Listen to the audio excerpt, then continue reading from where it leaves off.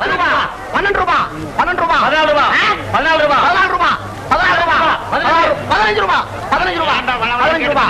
சீக்கிரமா கேட்டு எடுத்துட்டு போங்கடா. 30 ரூபாய் 30 40 40 40 45 50 ரூபாய் 50. ஓட்டுக்கார 50 ரூபாய் ஒரு தடவை 2 தடவை 3 தடவை. முதலாளி நம்ம செல்வத்தோட படகு வருது.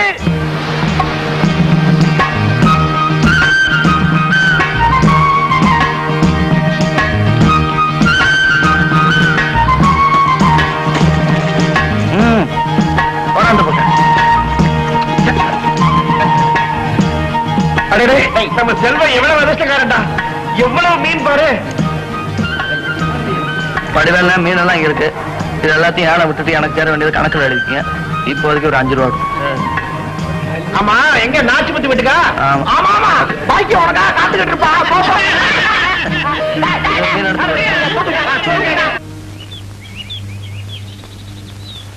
அப்ப நீங்க நாளைக்கு வாங்க. சரிங்க.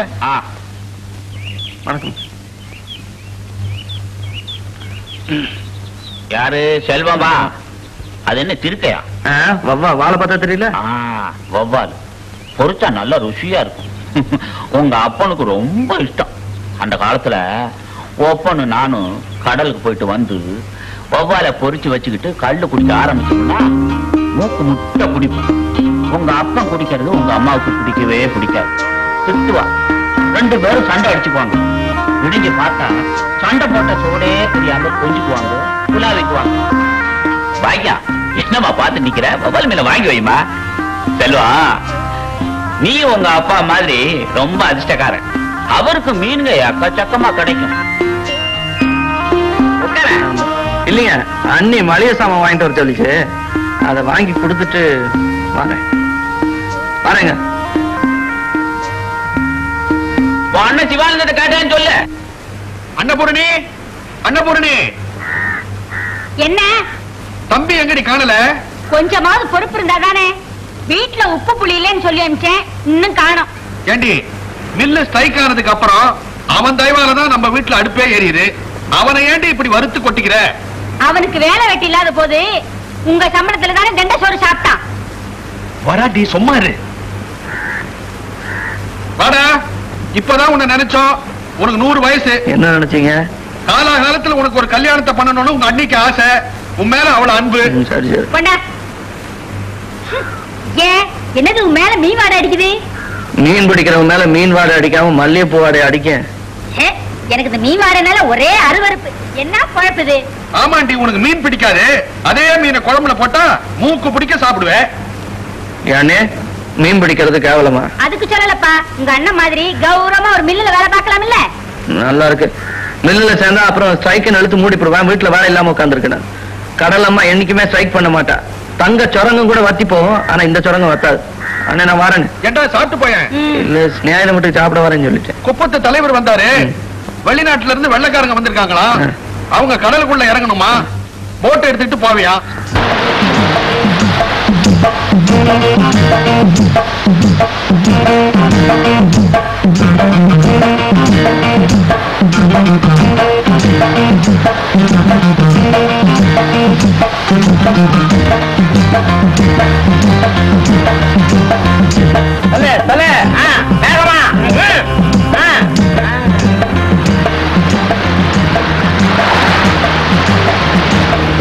என்னண்ணே பழைய வச்சுக்கோ.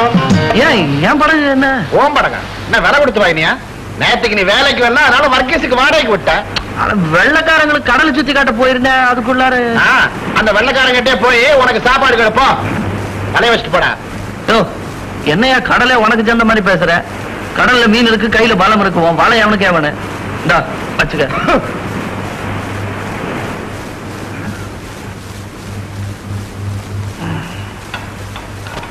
அண்ணே பசிக்கு நீ சோறு போடுவ. இன்னைக்கு வேலைக்கு போல? இல்ல, உடம்பு சரியில்லை. எனக்கும் இன்னைக்கு உடம்பு சரியில்ல, அதனால நானும் சமையல் பண்ணல.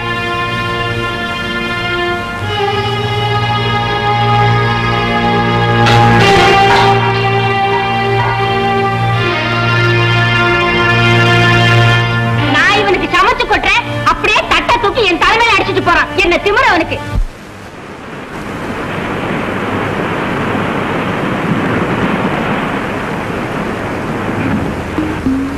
சாப்பாடு கொண்டு வந்திருக்கேன், வாங்க சாப்பிடலாம்.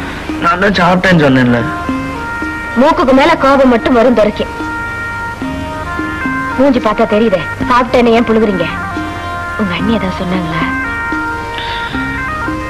பாக்கியம், என்னைக்காவது ஒரு நாள் இந்த கடற்கரை ஓரத்துல கையில 4 காசு இருக்கிறவனா நான் வாழணும். அதுக்காக பட்னி இருந்து ஆயிடுமா? கடுமையா உழைக்கணும். வயிறு நிறைஞ்சா தானே உழைக்கலாம். போய் கையை காலை கழுவிட்டு வாங்க, சாப்பிடலாம். போங்க.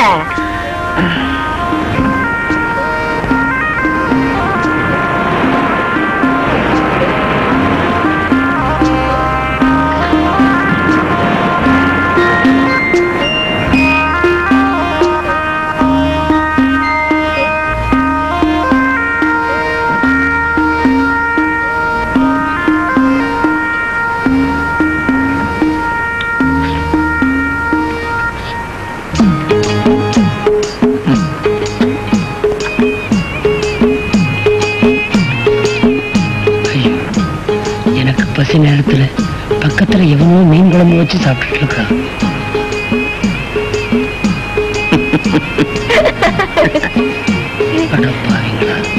மரவா ஒரு இடம் கிடைக்கப்படாது, உடனே வந்துருவானுங்களே. யாரோ பாத்து போறாங்க. பாக்கட்டும், எனக்கு என்ன பயமா? ஊட்டு ஊட்டு. பால் குடிக்கிற வயசு இருக்கு. இங்க என்ன பண்ற? படிக்க வேற இடம் கிடைக்கல உனக்கு? உங்க 2 பேருக்கும் வேற இடம் கிடைக்கலையா? என்னடா சாப்பிடலையா? சும்மா நீட்டேன். சரி கொடு.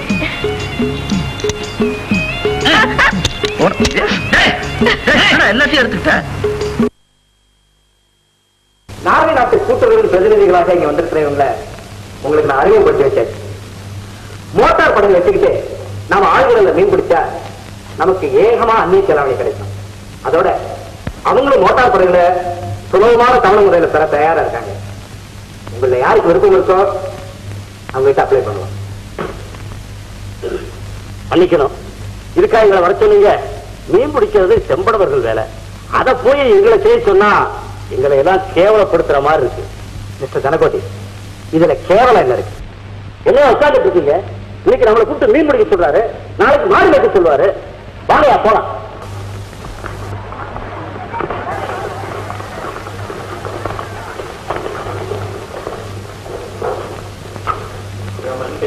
என்னப்பா இந்த துறைகிட்ட சொல்லி எனக்கு ஒரு படகும் வலையும் கடனும் கொடுக்க சொல்ல முடியுங்க? ஏன்பா உங்ககிட்ட முன்பணம் கட்ட ஏதாவது பணம் இருக்கா, இல்ல அறிவுக்கு ஏதாவது சொத்து இருக்கா? கடுமையா உழைக்க உடம்புல தெம்பு இருக்குங்க. வாங்கின கடனை திருப்பி கொடுக்க மனசுல உறுதியும் நாணயமும் இருக்கு. வேற எதுவும் இல்லைங்க. What does he want? He wants a loan to be sanctioned for the purchase of a boat. Does he know about the sea? Oh yes, he does. He is a son of the sea. I think we should give him a boat. Excuse me, but so how are the business people? Give him a boat. சொல்வா, நீ ரொம்ப அதிர்ஷ்டக்காரன்பா. உனக்கு motor boat கொடுக்கறதா அவங்க ஒத்துக்கிட்டாங்க.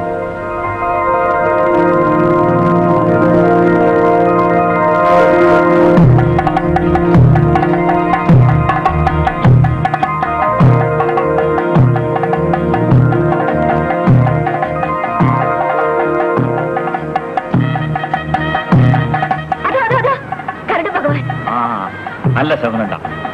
பூஜை ஆரம்பிக்கலாம்.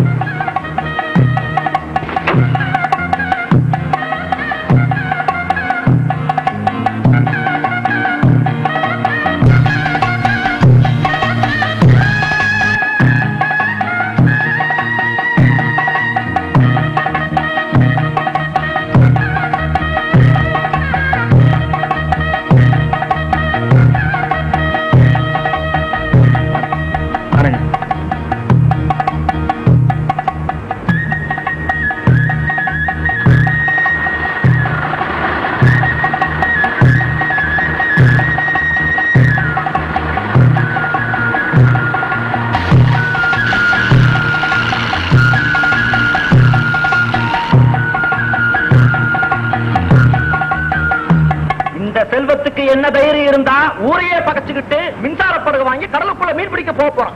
இனிமே நமக்கெல்லாம் என்ன மதிப்பு இருக்கு? அது மட்டும் இல்ல, மின்சார படகுனால நமக்கு எவ்வளவு கஷ்டங்க. மின்சார படகு நாம வீசுற விலையை அறுத்துரும். மீன்க கரை பக்கம் வரவே வராது. நாட்டு படகு நம்பி இருக்கிற நாமெல்லாம் மீன் கிடைக்காம பட்டினி கிடந்து சாக வேண்டியதுதான். முதலாளி சொல்றது 100% உண்மை. என்ன சொல்றீங்க?